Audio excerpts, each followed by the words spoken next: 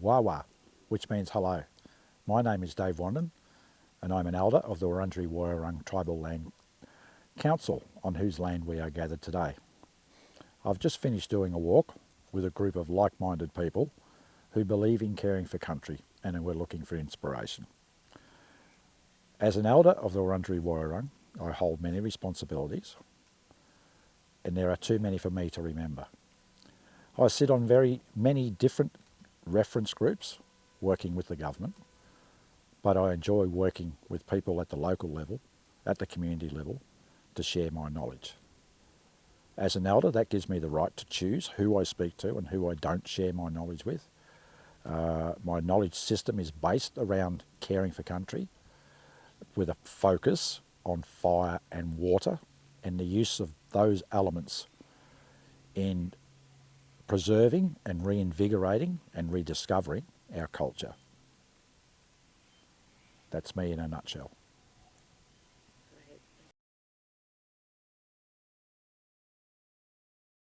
So the place where we are gathered is Wurundjeri country, Wurundjeri-Woi-wurrung country. But where we actually are, on a pinpoint on a map, is what remains of Corranderk Mission Station, which we now just call Corranderk Station. The story of Corranderk begins in the early days of colonisation, and it holds the story of the battle between the black and the white, between the settler and the Indigenous, between the colonials and the Indigenous peoples of Victoria. It has been a gathering place for many tribes from across Victoria in its heyday between 1863 and 1924. It was a land that was fought for by our people. It was not a mission that we were forced to go to. This was the first mission site that was chosen by our people as being suitable to look after our needs. A way of looking at it is that this was the first land rights claim in Australia back in 1863. My ancestors wanted a place where they could maintain or hold on to their dignity and their culture, but also knowing that they had to adapt to the colonisation, that their life was changing.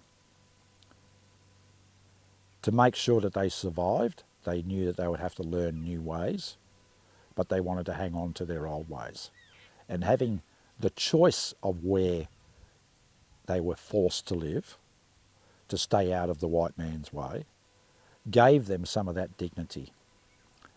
If anything, it's the beginning of reconciliation. It actually showed that with dialogue and conversation, that white and black can live together. Unfortunately, the powers that be of that time, that was not actually their agenda. They did expect us to die out on this property. All Aboriginal people across Victoria is why they were pushed onto the mission stations. Instead, because we were able to choose this land, we were able to thrive, which also upset the government. But we did show that we could survive in this country alongside what was happening to the invasion of the rest of our lands, of our traditional lands. There's a sad part and there's a good part in what I've just said. The sad part was that we failed to hang on to this land. But the good part was that everything that happened here was recorded by someone or another. This was a visited place by dignitaries, white dignitaries, because it was held up as an example to the rest of the world of how Australia was treating their Aboriginal people. A bit like and I liken it to the German concentration camps. When the Red Cross used to go and investigate them, they would find their healthiest specimens and put them on display for the Red Cross to see, and therefore tell the world that they were actually looking after their prisoners of war. And that's why Corranderk was visited by so many people, and photos were taken. of the industry that we set up, of the buildings that we built for ourselves, the farming that we did. We ran a piggery, we ran cattle, we had a dairy farm. We're sitting next to the dairy farm at the moment. We had a thriving vegetable industry, growing corn and potatoes, all the modern vegetables that we're kind of used to today. But in the early days, we were still allowed to do our traditional fishing and hunting. And I'm sure our women would have been going out and collecting the various plants that were still available. Very few of them exist around this area now, although there are little snippets of information around it. In 1924, we did eventually lose it after many parliamentary battles, and this place was closed down and we were all asked to leave. And many of them did leave. Some went back to their traditional homelands. So it wasn't just Wurundjeri people that lived here, it was from people all across Victoria who chose to actually come and live here because they heard about how successful and how sustainable and how we were looking after ourselves, and they wanted to be a part of that story. When it did close down in 1924, many of those went back to their own homelands. And the rest who didn't have a homeland to go to were requested or forced to go to Lake Tyers down in Gippsland. But my family chose not to leave Hillsville. We actually stayed in town on the edges of the mission station.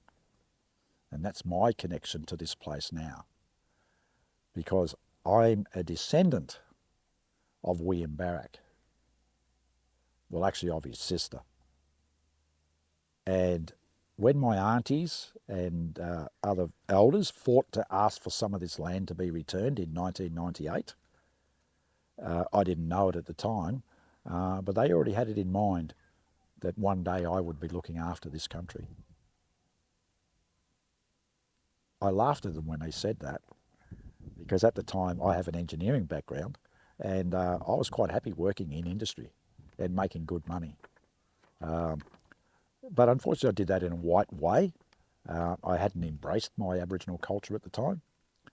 And so I did laugh. And it wasn't until Dad passed away in 2008 that I realised I had a job to do.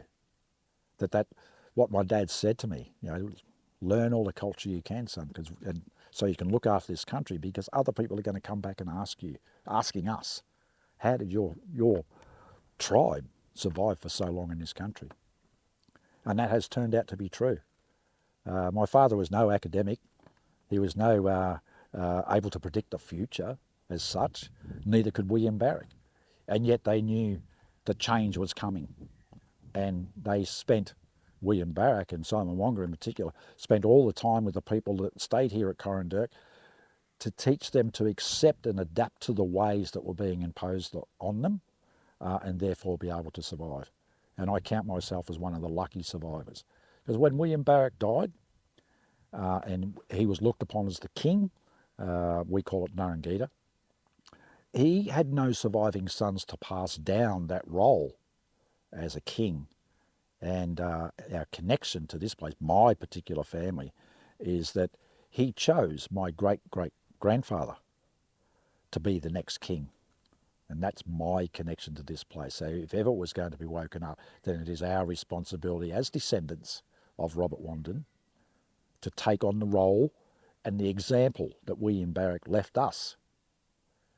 As he said in the 1881 inquiry into the Corandurk station, where he asked, give us this land and we will show you that we can work it. And that is exactly what we are doing here today. We have 200 acres that has been handed back to us out of the original 5,000 acres that was set aside in perpetuity, but that was then undermined by future legislation to have it taken away from us.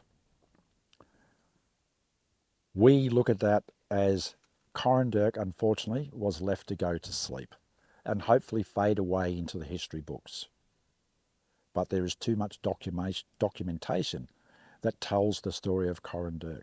There are too many people that are interested in this day and age to understand what happened to the Aboriginals at the time of colonisation. What are the Aboriginals doing now?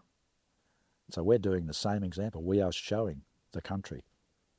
and we open this place to all people who are interested to come on the journey with us, to walk with us, beside us. Not in front of us, leading the way, not in the back pushing us forward, but beside us, where we still can make the decisions on our own country. It is Aboriginal owned, it is Aboriginal led and managed, and it always was, it always will be, Corranderk land that belongs to the Aboriginal people. That's the story of Corranderk.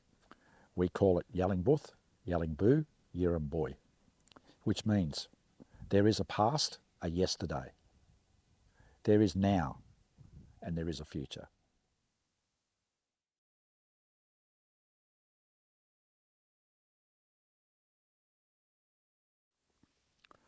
So a lot of people ask me the question, so what are your plans for the future? Well, in 1998, we had no plans. All we did was we wanted to celebrate that we had some land given back to us. And we spent quite a few years just celebrating being on the land. We had lots of parties here, lots of swimming and fishing, invited, other Aboriginal people that we knew, and we just gathered here and exchanged stories and heard some of the stories that were carried over from the people when they were living here. And that was good. But then after a while, we started to look at the land and start to understand what did the land mean to us, not just our connection through community and through people, but what does this land mean and what could we do with it? And I've always had a passion about our bush foods because there's very little known about them. And I come up with this concept, let's see if we can promote these food plants and learn from them. And so I put forward the suggestion, let's start growing bush foods, without realising how much effort that would take. And it just so happened, not long after we decided that's what we were going to do, Agriculture Victoria had become interested in bush foods, and they approached us and offered us money to start up a bush foods industry. And we grabbed that with open arms. And then that's when the problem started. It really did, because we found out how much we didn't know about bush foods. So a lot of research, and as a part of that research, we connected with Melbourne University, who have concerns with climate change, as is in the food sciences industry. There are concerns all around the world with the impacts of climate change. If it gets as dire as what they say, how are we going to feed humanity? And one of the things that was suggested to us by Melbourne University, that our bush foods may be the answer to Australia's food problem, particularly Melbourne's food bowl itself, because we grow very little for ourselves here in Victoria, and particularly for the city of Melbourne. Most of our foods come from Queensland, northern New South Wales, and we know that during COVID and during the floods and the fires, the transport system that happens, and we were low on supplies, which is what happens. But yeah, thinking longer term of climate change, modern crops are just failing in generally across the world due to overutilisation of the soil and fertilisers introduced and the irrigation needs and all that kind of thing. So Melbourne University said they were looking into, well, let's look at what has survived here for thousands of years. Not the introduced crops that came over with the first fleet, but what always existed here and sustained the Aboriginal people for tens of thousands of years.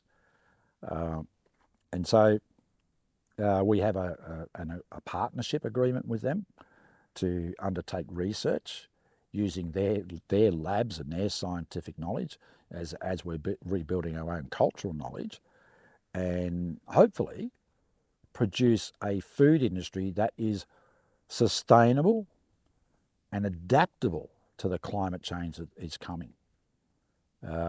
It's going to be difficult. We've got to find those foods. We have to do the studies of what is the nutrient levels in them. How good are they for human consumption? We know it kept our people alive and well for tens of thousands of years, so there can't be anything bad about them. But there are some bad things about them if they're not prepared properly and cooked properly. that they could be non-beneficial to people's health. So there's a lot of research before we actually put them in a package and put them on a shelf and put them out there. And, I'm going to be like Madame Curie, and I'm going to taste test all of these things and put myself up as the guinea pig. I'm willing to have them. I don't have much experience of eating bush foods as a child. I remember my stepmother actually feeding me what we used to call grass stew, because she didn't explain what they were, just that they were good for us. I now know, looking back at that she was actually still foraging for foods, native foods that she could find on our walks when we used to go away on weekend and hunting for rabbits or going fishing and things like that. All us boys would be doing those manly things of fishing and hunting, and Tiny, as she was known to everybody, was always out there amongst the grasses picking up what we thought were weeds, but we now know were probably native bush foods. So rediscovering all that is going to take some years, but we do have a 10-year strategy towards that. We actually had a 10-year strategy. We got to our 5-year part of that, and then we had to write a new 10-year strategy because we know we need more time. But they are small steps forward at the moment. I do believe that eventually, and we do have interested partners already in the Yarra Valley or in the Yarra Ranges, with our local wineries where the chefs have come out and had a taste of some of the foods we can grow, our native mint, our native pepper leaf, our appleberry, what else have we got? Our warrigal greens, which anybody can grow, and they're quite well known. But yeah, getting into more of our tuberous foods, so getting to understand our knowledge of bulbine lilies, which to me, just think of your grandmother or your mother's best ever mashed potato, and that's what they taste like to me. The murnong, which is quite well known about, but extremely easy to grow, but very, very hard to actually keep it alive long till you can actually harvest it. So there's a lot of work to do in that space, because there are introduced pests that absolutely love that plant. So yeah, lots and lots of research to do, but that's our vision for the future, to diversify this farm. We cannot live just on the cattle alone. We cannot live on just our visitor experience, but adding the bush foods into it gives us three things, but also maintaining our connection to the land, and the land will tell us what it can and can't do. So making sure we keep to the modern idea of conservation values. So where it's not good for cattle, we don't put the cattle in there. If we start growing foods in there and that doesn't work, well, we don't put food in there. We will actually create habitat for other things that should be living in this land.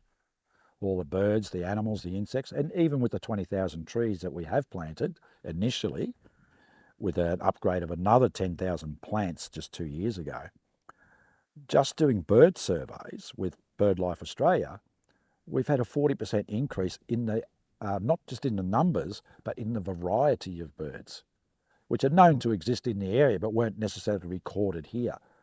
So they are interesting findings already. So even if we can't get food for ourselves, we are creating food, fibre, tools and medicine and habitat for our totemic systems. So that's a reward in itself to see these various birds coming in at different times of the years and seeing the numbers increase. We know that we are doing good for the country.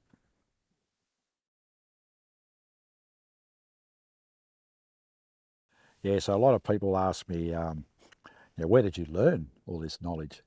And well, I haven't learnt it all yet. I'm still learning. But it started off when I was made an elder, when I was nominated to be an elder. And I didn't know what an elder's role was. I hadn't been prepared for it. But as my father's only surviving son, he nominated me as he got older, as is his right to do under cultural law. He nominated me when I was 45 to become an elder. That was then supported by the two other family groups, who said, yes, this would be great to have Dave, to carry on the knowledge. And at that time, our knowledge was mainly about the politics of what Aboriginal people live in and archaeology, which I was already doing. And that was okay, but I thought there's got to be more to that than just being an elder. So what I started to do was ask questions of our other elders on what their role was or what they thought their role as an elder was. And basically the thing was, learn what you can and pass it on. And I've always had a fascination for country, for running away into the bush as a teenager quite a lot, wanting to always be out on country. And when I started asking questions about country and what should I be looking for, what's this tree used for? What's that grass used for? Where would you find this particular animal? What are the signs? Actually didn't have a lot of knowledge from the elders. So I then started asking local people that were interested in conservation, the greenies, if you like, the tree huggers that I knew were always out there, friends of groups and land care groups, if they knew anything. And they knew what was native and what wasn't, but they didn't know very much about the uses. So I then started asking other Aboriginal mobs what their knowledge was. And just more or less accidentally kept coming across the right people to at least give me a hook of an area of research or a place where I could go and uncover this information. And through that, I've built up my own oral knowledge and tested those theories and questioned some of the statements that have been made, hence my involvement with Melbourne University. I worked and asked for training in conservation and land management and got my Certificate 3. And then went on to develop an education program for Aboriginal people to get into Conservation Land Management Certificate 3. If nothing else, at least to get our people on country, because we are much healthier on country than we are locked up in an office. As everybody knows through COVID, everybody, once you weren't allowed to go outside, everybody wanted to be outside. Look, the journey is one of discovery all the time. I'm always continually learning. And I'm sure I've run across some very, very, very helpful people, both Indigenous and non-Indigenous, who have freely given up their time to teach me, which I'm now passing on to anybody who's interested in listening. So it's not something, you can't pick up a book and discover all the things you need to know. Even though the elders may have the knowledge, they don't just pass it on. You have to earn the right to know that knowledge. There's many stories. It was like, oh, you know it, or you'll know it when you see it. And quite often I have gone on walks and talks with various interested groups, and I've pointed out to something and I've gone, there's something wrong about that, even though I can't explain it to myself. And so it's, take a photo of it, ask anybody in the group if they know anything, and follow that line of research until I exhaust it. So there's many, many ways to learn, and I'm using every opportunity. And it'll go back to something my dad said to me when I was about 15 years of age. He said, son, never go to bed until you learn something new. And I still do that to this day. And I'm 63 now. I'm a single person, but I sleep in a queen-size bed. But the left-hand side of my bed is piled with books. So after each day's work out on country, I will go home and debrief myself and ask myself, what did you learn today? And if I feel that I've learnt enough, I can actually go to sleep. If I don't feel I've learnt enough, then I've got to go through those books and learn something new, or at least uncover an avenue for more learning on the following day or the following month or the following season.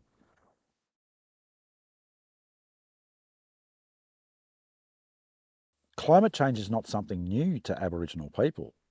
It is to modern civilization, because no one has a recollective memory or an oral memory of the last ice age, which wasn't that long ago. It's only 15,500 years ago that there was a climate change, an ice age, a mini ice age in Australia. And my ancestors were here and they survived it. And in the 100,000 years that we know scientifically that we've been here, and it's been proven, there's actually been 3 climate changes already.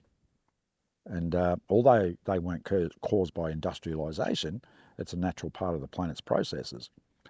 Climate change is climate change. And if you are not ready to adapt to what is happening to you, you do not survive. And yet here we are, the Aboriginal people still today, that have the collective memory of when our inland lakes dried up, of when some of our rivers formed, of Port Phillip Bay actually becoming Port Phillip Bay as we know it today, when that was actually open land and the Bunurong people walked across what is now the bottom of Port Phillip Bay, which has now been backed up by science that did actually happen. So I started to question, what does climate change mean to us as Aboriginal people? And I went back to William Barrack's thoughts and his legacy that still drives me today. Give us this land and we will show you that we can work it. And understanding that climate change is coming. How do I actually prepare this land for climate change? I can't change climate change collectively across Australia, but we are actually preparing for climate change right here on this 200 acres by taking cattle out of the water, by using bore water, by trying to increase the biodiversity of this small block of land so that other small landholders can actually come and learn from us.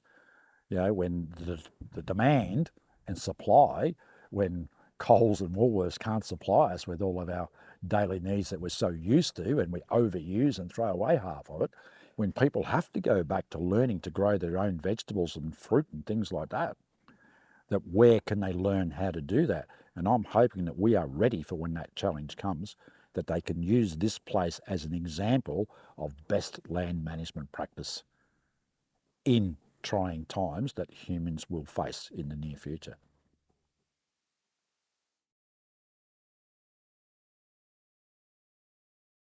So one of the channels, I guess, I went into investigating, which came about, unfortunately, because of a disaster, was the 2009 bushfires, where many people lost their lives.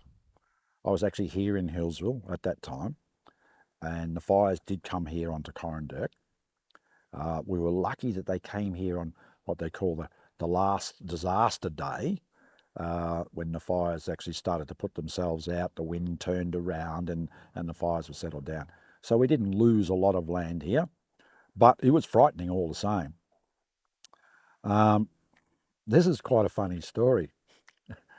I happened to be sitting in council offices meeting with some of the executives of the local council on another matter, myself and two other elders. And at that time, one of the elders, if he got the chance to speak, he would dominate the room. And so I was sitting back and listening and learning from him. And he had the ear of the mayor at the time. And sitting next to me was council's emergency management director, Brett Ellis. And he leant over to me and he says, "What do you know about fire?" And I said, "Well, I know how to light a fire." He says, "No, what do you know about bushfires?" I said, "Well, they're dangerous." He says, "Well, no." He says, "What do you know? How did you fellas burn the bush before we invaded?" And I had to tell him honestly that I didn't know. And he said, "Would you like to learn?" And I said, "Yeah, I would."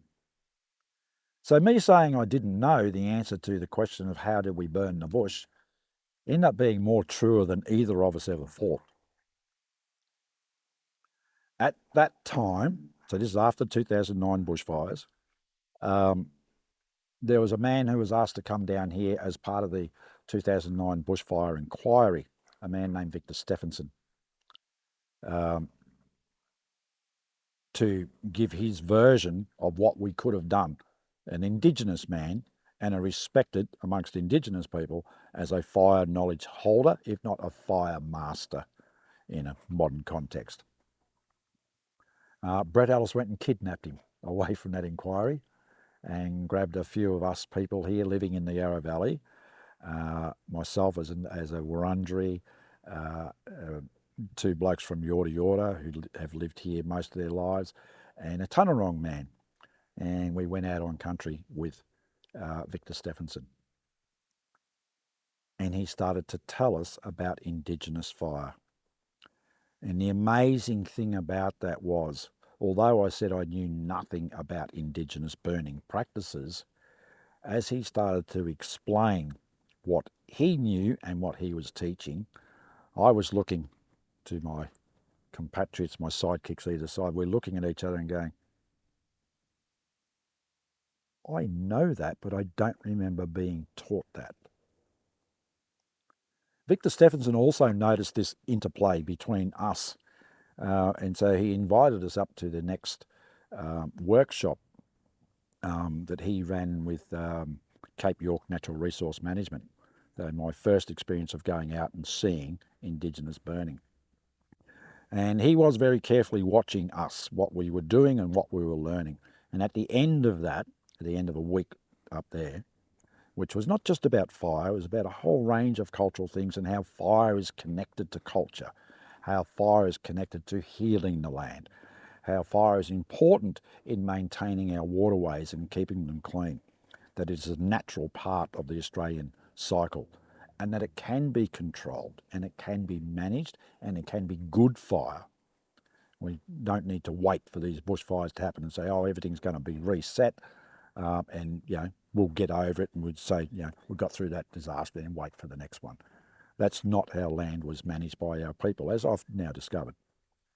But he sat us down and said, right, there was 5 of us by that time, and he said, you 5 are going back to Victoria and you are going to lead Victoria back to managing country and understanding the right fire for right country at the right time. Out of the 5 of us, I got elected the spokesperson. I was the better speaker. And that started my journey on learning about fire, attending many of Victor's workshops and studying all I could about the modern way of burning, which is used and called ecological burns amongst various bush crews. I did a fair bit of that and I was not happy with it because it's all this straight line fire and you've got to burn X amount and without very little consideration for the animals that might be living in that fire zone when you're doing it. So yeah, long journey to the point now where I am respected and asked to present on why Indigenous fire is good, how can Indigenous fire be applied, to the point where I then sat down for 3 years amongst others and we wrote the Victorian Indigenous Fire Strategy and began the program of the return of the fire sticks, which is beginning to happen. So from 2015, when I came back from that first workshop and approached the fire management agencies, the CFA and Forest Fire Management through DECA at that time, and I said, I would like to start using Indigenous fire. And they said, are you a trained firefighter? And I said, no, I'm not. And they said, well, you're not burning. You are not allowed to burn. There was just a flat out no. Since then, no, with the land management team that I had already started doing general land management, as in weed control and re-veg. Here we are in 2024, and our NARAP team has more than 80 burns on the books to be conducted.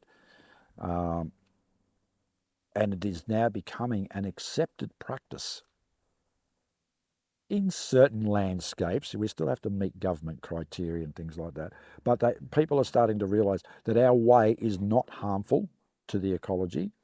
It's a benefit to the community, not only the community that lives in the area, but the community of everything that is living in that space, the plants, the animals, the birds, the reptiles. And people are starting to see the value of it. So science is now really starting to follow on what we're doing. It will take them a long time to do that.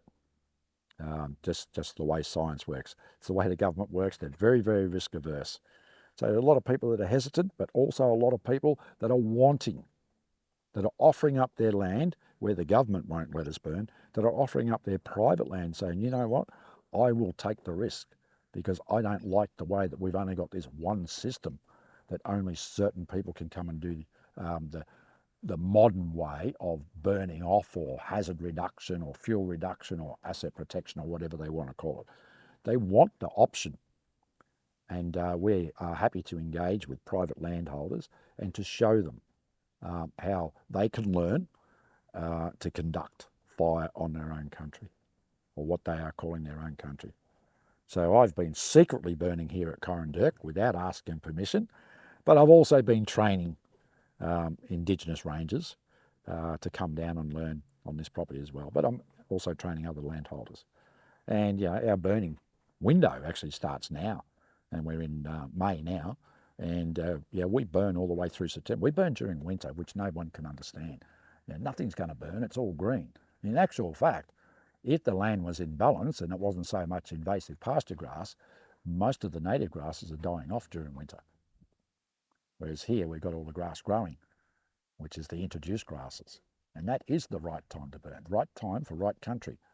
And these are the things you've got to learn. You have to understand the methodology of assessment to become a fire elder before you light a fire. So it's quite easy to work out where you're going to start your fire. Much, much harder to know where it's going to finish. And we don't need water to stop fire. You just need to know how to read country to understand the lines where the fire will naturally go out. And everybody wants that formula. And they want the one fixed formula.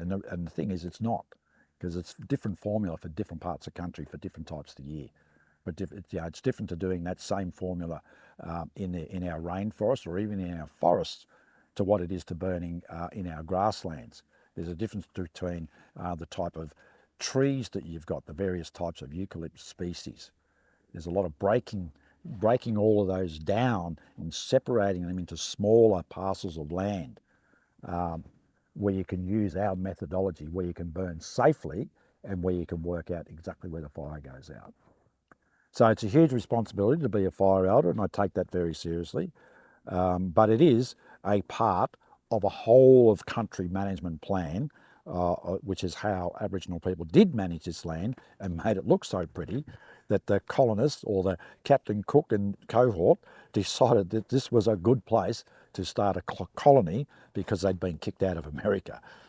Yeah, so a bit of a history that goes there.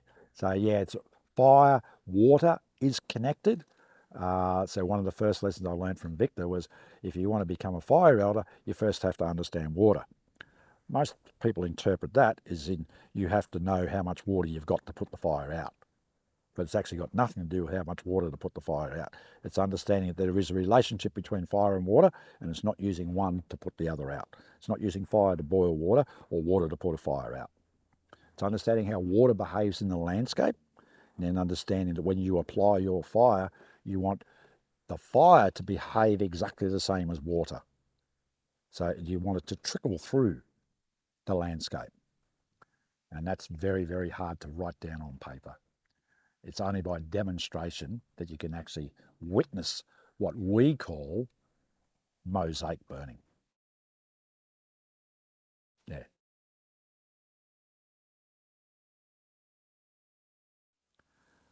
As a beginning, if you've never been a conservationist or a greenie or a tree hugger, or you don't have a bush block, you live in the city and you just want to help, join a friends group.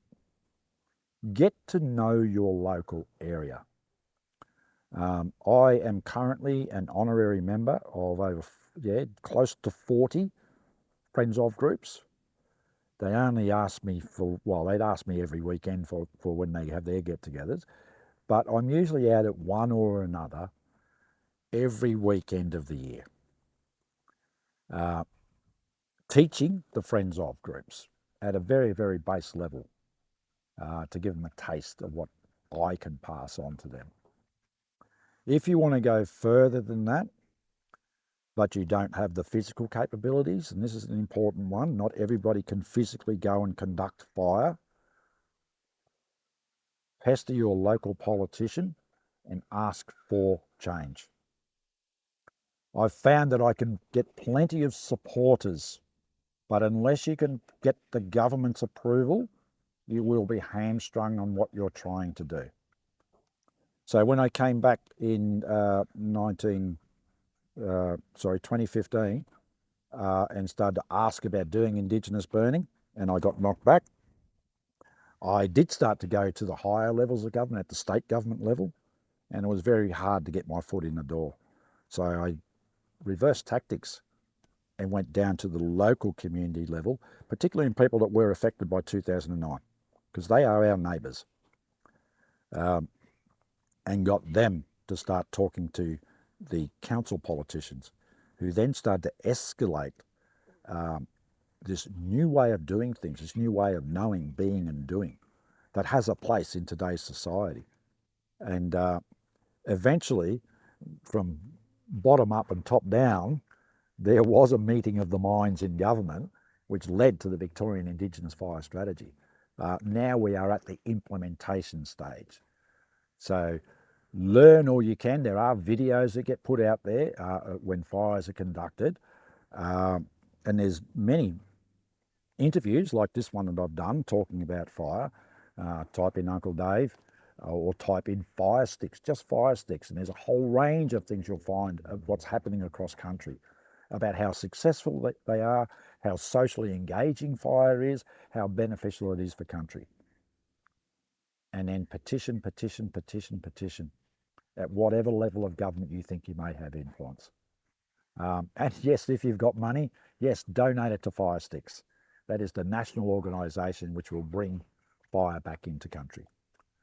Don't give it to the individual organisations, give it to Fire Sticks, and that money will then be distributed in a fair way where fire is actually happening on country, building up the different mobs' capacities.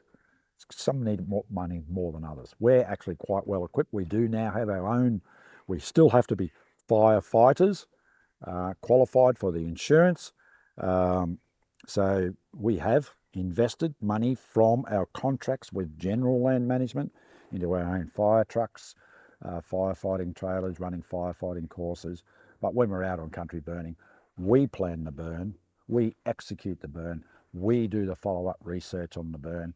So when the academics eventually get around to saying, this is the methodology that needs to be done to care for country, then we'll all walk across healthy country and we'll all be healthier people for it.